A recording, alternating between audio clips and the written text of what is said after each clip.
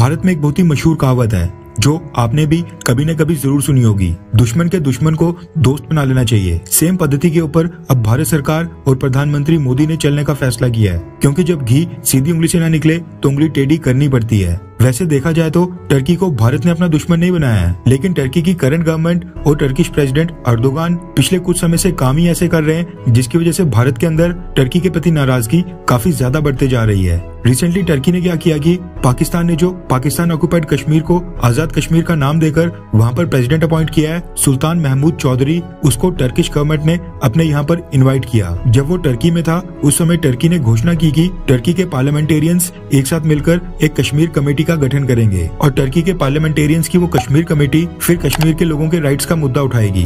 पहले तो सिर्फ कश्मीर के ऊपर स्टेटमेंट आया करती थी, लेकिन अब टर्की कश्मीर कमेटी तक बना रहा है। ऐसे में ये कहना गलत नहीं होगा कि पानी सर के ऊपर चढ़ गया है। इसलिए भारत ने टर्की के सबसे बड़े राइवल ग्रीस के साथ अपनी पार्टनरशिप को कई गुना बढ़ाने का फैसला कर लिया है। रेफरेंस के लिए आपकी स्क्रीन के ऊपर द ग्रीक सिटी टाइम्स के आर्टिकल का स्क्रीनशॉट है, जिसके मुताबिक ग्रीस के प्राइम मिनिस्टर मित्सोटाकिस भारत के दौरे पर आ रहे हैं और यहाँ पर आकर वो प्रधानमंत्री मोदी और प्रेसिडेंट द्रौपदी मुर्मू के साथ मीटिंग्स करेंगे। भारत ने ग्रीक प्राइम मिनिस्टर को इंडिया आने के लिए इनवाइट किया है, जो टर्की के खिलाफ बहुत ही बड़ा स्ट्रेटेजिक स्टेप बताया जा रहा है। ये बहुत ही बड़ी डेवलपमेंट इसलिए भी है क्योंकि last time Greek prime minister साल 2001 में भारत आए थे। ये विजिट 23 सालों के बाद होने जा रही है। रिपोर्ट्स के मुताबिक भारत के minister for state for external affairs Meenakshi Lekhi इसी हफ्ते 30 जनवरी को 2 दिन के ग्रीस दौरे पर भी गई थी, जिस दौरान दोनों देशों के ऑफिशियल्स ने इस मीटिंग की डेट्स और एजेंडा फाइनलाइज करने का काम किया है। वैसे जिनको नहीं पता उनकी जानकारी के लिए बता दूं कि ग्रीस टर्की का पड़ोसी देश है, जो साल 1830 में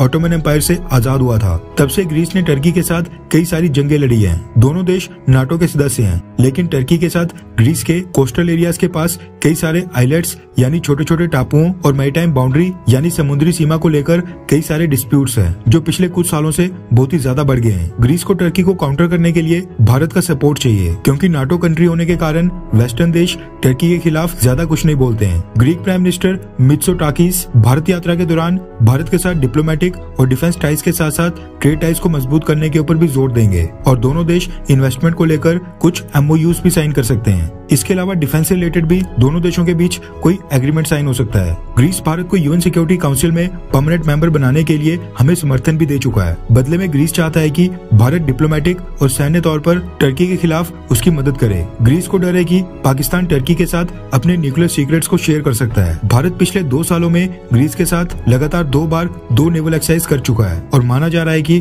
दोनों देश डिफेंस टाइज को मजबूत करने के लिए एक ज्वाइंट नेवल एक्सरसाइज की घोषणा भी कर सकते हैं, जो कि हर साल होगी। खैर, आपको क्या लगता है कि क्या टर्की को सबक सिखाने के लिए भारत को ग्रीस के साथ कोई डिफेंस एग्रीमेंट साइन करना चाहिए, हाँ या फिर ना? नीचे कमेंट करके अपनी राय जरूर बताएं।